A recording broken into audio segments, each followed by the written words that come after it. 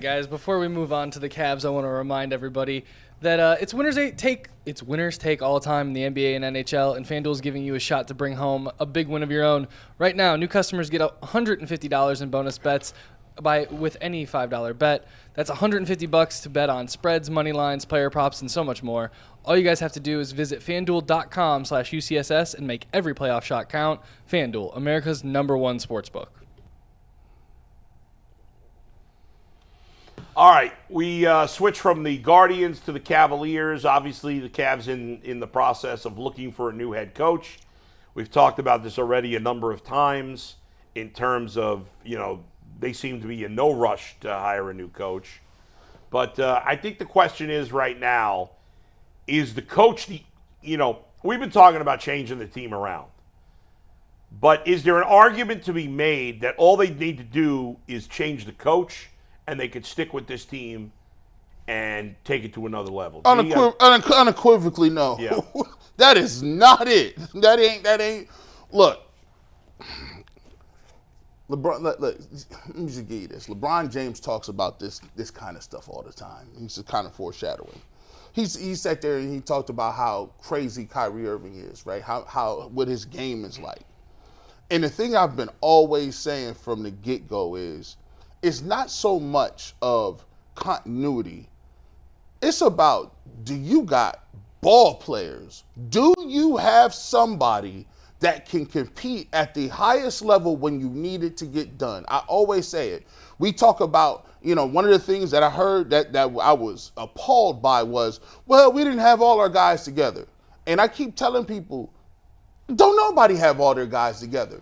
If you want to say we lost to the Celtics or we didn't get what we needed done because Jarrett Allen was hurt, well, listen, the Celtics didn't have Porzingis, and he's better than Jarrett Allen. So what are you planning on doing if they're healthy and you're healthy? You're still going to get beat. Like, it's not like other guys don't have major pieces and parts of their units that are out that you got to deal with. It happens all the time. Just go up and down. Jimmy Butler was out of this playoff series. It's a war of attrition. It's it's just Embiid was looking like Harvey Dent. He couldn't even close his eye. He was looking like Two-Face. Like, this is crazy. He couldn't, at the end of the day, I'm like, no, under no circumstances can they say, oh, we got a new coach in here, and then still ignore what we've already seen the data say? It's something to be said for those 2 and 2s. It's Allen and Mobley, and it's Garland and Mitchell. Can you play together with those guys, and are you going to be able to be better than the dudes that it's just, no, I don't know. Can you come out and play? That's from? No. Somebody out there knows it. Can you come out and play? What's that from? It's a basketball movie. Somebody out there should know it. I gave you one line from the song. I almost said it's from Three's Company. It's not from Three's Company. Like knock Mike. on the door. I'll be waiting for you. Same flow, yeah. Three's Company too. Yeah, that was creepy. Another show that would not last. You could Oh not. my God! Like nowadays, there's a whole lot of like sexual abusers. All those people. Yeah, they're like Mr. Furley. Man, all of them just creep-tastic. They were disgusting. I want to push back a little bit on what G said, but I agree with his big point. Okay. The Cavs do have ball players. They got them. They got some. Do the ball players fit together in a way that leads to championship-level basketball? Now, that's the question I think I have an answer to, but we'll have to see what the new head coach thinks when they look at this roster. I think the answer is no. And I think at the end of the day, DG and Mitchell, I think you can find a way to make that work. I just think philosophically speaking, 2 non-shooting bigs, really 2 non-shooting players in the same lineup, is not conducive to winning at the highest level in today's NBA. And when you look at some of the numbers, you mentioned these numbers, right? We heard Kobe Altman talk about the net rating, and it shows that this core 4 and the 2 bigs together. We got to stop calling it the core 4. Just hear me out. It was marketing. The 4 guys on the poster over by the field. Yeah, but just hear me out. And Kobe Altman literally at his end of season presser comes out and says, the net rating and the data shows us X, Y, and Z to why this works. What he doesn't show you is the playoff numbers. Right. And that's where I think there's a big disconnect, because if you want to tell me the core 4 is good enough to win 50 games in the regular season and maybe win a playoff round if it's the right matchup, then fine, I'll believe you, because we've seen it actually work. But is the core 4 in its current iteration with whoever's at head coach good enough to compete with the Bostons and the Dallases and the Denvers and the Milwaukees? I know this year was a little different from Milwaukee, but with those caliber of teams for championships year in and year out? And frankly, my answer is no, and you want the data. Because you look at the regular season and the net ratings are all good. A net rating bowl, for anyone out there, is your offensive rating, which is points scored per 100 possessions, and your defensive rating, which is points allowed per 100 possessions, and the net rating is the difference between the two. Anything positive, good. Anything negative, bad. Altogether, the core four, right, in 2 postseasons has played 1,052 possessions together. That's not a small sample size. That is a large sample size. The core four together in the playoffs has a -7 net rating, which is not good. And shout out to Carter, and I forget his last name, who put this on Twitter for me to find. Shout out Carter. He does the Cavs blog, the Chase Down podcast for the Cavs, which was awesome. And he put these out there. So together as a core four in the playoffs, they have a -7 net rating. You look at the individual pairings, DG and Donovan together in the playoffs, a -4.71 net rating. Darius on the court without Donovan, any other player, -18.57 net rating, very bad. Donovan without Darius and whoever else, a +3.63, at least serviceable. That is the only positive net rating of any of these pairings that they have. Here's the deal. Which goes to show you in the playoffs, yeah, what has worked in the regular season had not worked against the better competition. First of all, Kobe Altman, let's face it, Kobe Altman should have been fired same time as JB. Why does Kobe get to keep his job and JB doesn't?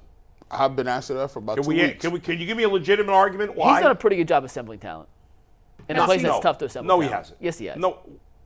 He has. Well, first of all, he traded for his most talented player. Which is part of a GM. I understand that. But you said, it's a hard place to accumulate talent. He traded for nobody. It's not like he got a great free agent to sign here. That's my point. Donovan Mitchell had no choice. That's my point, though. It's hard to do. It's hard to get guys to sign. Donovan Mitchell had no choice. Number 2, okay, it's not just what he. First of all, they've won 1 playoff series since he's been here. That's fair. He ruined their previous run by that terrible Kyrie Irving trade. Bad deal. Terrible. Bad deal. It was a horrible trade. Yep. Signing Kevin Love to an extension. Horrible decision. That wasn't him, though. I don't care who it was. It's on his resume. Fair. Horrible decision. Plus, he embarrassed the whole organization by getting busted for a DUI. Why does that get ignored? Also You're fair. the GM of the team. You can't get DUI. What an idiot. Listen, I'm not saying he should stay. I'm just giving you why. Okay. It's his talent. It's not good enough. It's not good enough. It takes a genius to know Donovan Mitchell's a good player. And was that really that complicated? He's made some good moves. He's made some bad moves, too. The Jarrett Allen move was a nice trade. But I have never seen a GM spend more time hyping up meaningless regular season than Kobe Altman. Is there anybody that talks more about the regular season? That's the most egregious part. Like, and here's my thing. Like, you did some stuff to get some players, but the day is coming. So they got excited about this move. You got Giannis and Damian Lillard coming back.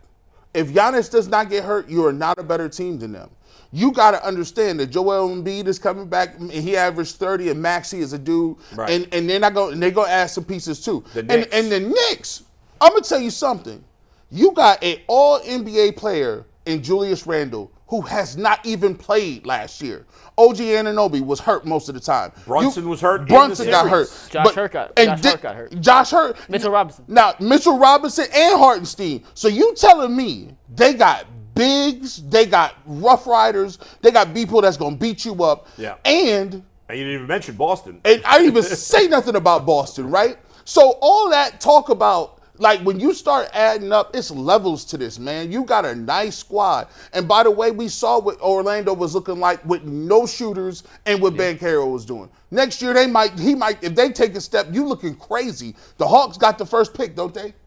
Yeah, they do. So my thing is, you agree, you think you're in a good, you're lying to yourself. In the NBA, there is no, I found this out the hard way. There was no way in the NBA that you can say it's a progression where it's year to year and you're just going to keep taking steps. I'm old enough to remember when Harden, Westbrook, and KD in their prime all played on the same team, and they didn't win not one championship. No.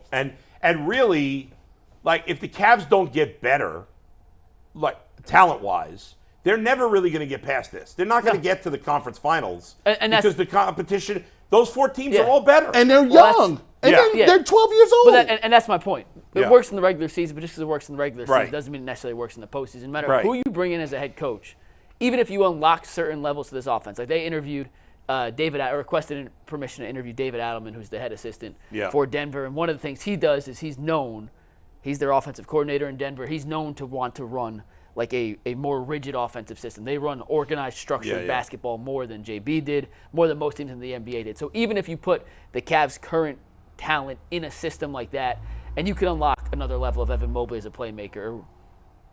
You heard that, right? Yeah, Someone's going in the parking lot. Yeah. Even if you were to unlock that next level of whatever iteration the Cavs are, I just don't think they have the horses to go against some of the teams you guys just named. So when you look at this big picture, regardless of who's on the sideline coaching this team, I just don't think the connection of the core four fits the way it needs to win at the highest level.